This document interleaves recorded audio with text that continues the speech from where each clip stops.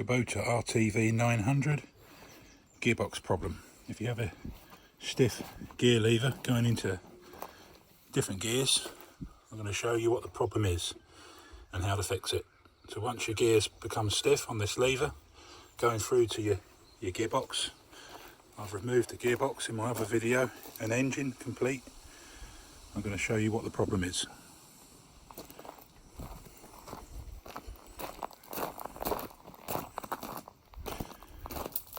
So here we have the engine, transmission and the gearbox removed. The gearbox is over here where the problem is inside on the fork selector. So I've removed the gearbox, as you can see. I've already taken the bolts out so I can make this video to get straight to the point. So basically what you do, you take your bolts out, these bolts out of here, here and here, and this cover, a bit hard to do with one hand, will pull off, come out, bits fall everywhere, and there's your top selector. Runs into these gears here. There's the broken selector, the part that's broken off there, as you can see.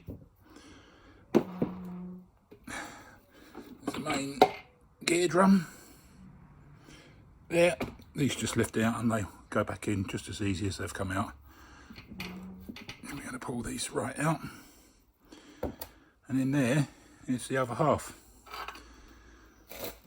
As you can see, what's happened, it's been so hard to get into gear, someone has pulled on the lever inside the cab that hard that they have snapped the fork on the selector, hence why my selector was falling to one side, because it was broken and the fork wasn't there to sit around the gears. Now I'm going to show you the real reason why these RTVs do this. Basically what it is where these selectors go into the outer casing. My one, when I removed it yesterday, it was very stiff and it wouldn't slide through this main body here. And there's a spring in here and a ball bearing. There's a spring in there and a ball bearing.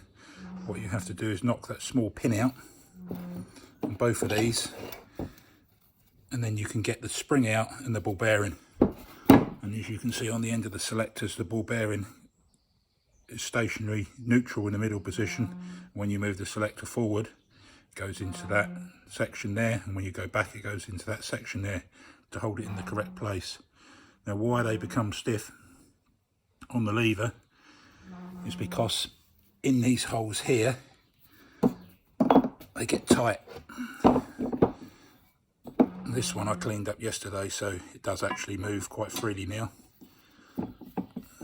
through the body, but mine, when I took these out yesterday, they wouldn't move at all, especially this one. This one was literally seized, almost solid in here, hence why someone had pulled on the lever and actually broke the selector here.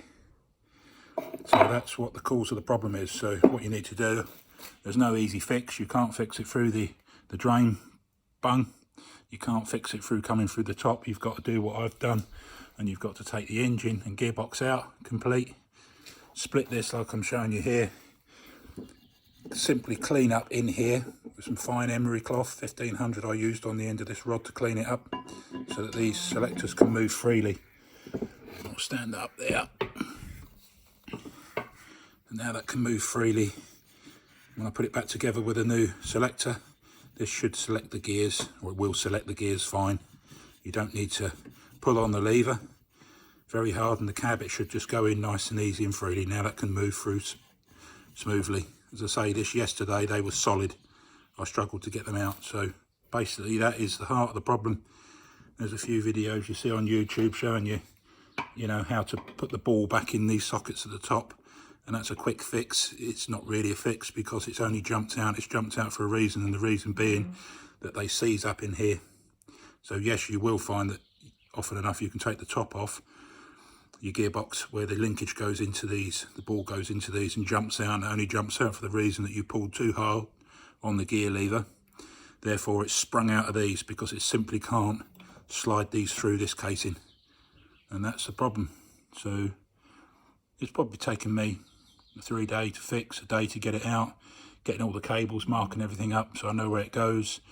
I was sort of half a day yesterday splitting the gearbox and the engine, draining the oil, and now I'm waiting for these parts to come, and then I'll show you reassembling it, and in the next video putting it back together and moving these into the gear ranges. Thank you very much.